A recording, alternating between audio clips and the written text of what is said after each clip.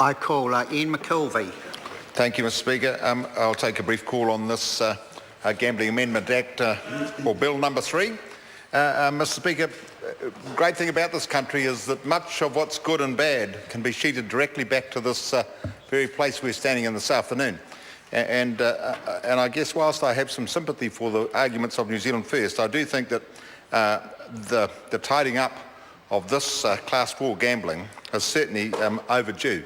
And I think there have been some pretty interesting, or it's had an interesting past, and I think that this bill will go a long way to I guess what I think are the last steps required just to tidy this thing up.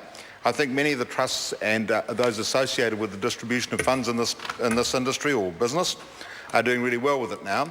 And I think that to a large extent it has already been tidied up, but there's just some last little pieces that need to be dealt with, and I think this bill deals with them pretty well. There's one thing I want to caution on, I guess, that goes to the Select Committee, and that really is the interests of our clubs throughout New Zealand.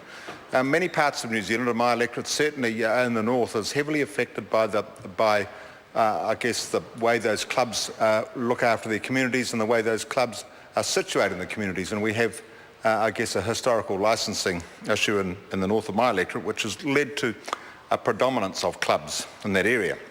Those clubs have relied on this type of income, and they operate in a very well-controlled environment. And I think as we go through this review of this bill, or the Select Committee stage of this bill, we need to pay a little bit of attention to them and have some sympathy for them, because I think they're extremely capable and worthy operators.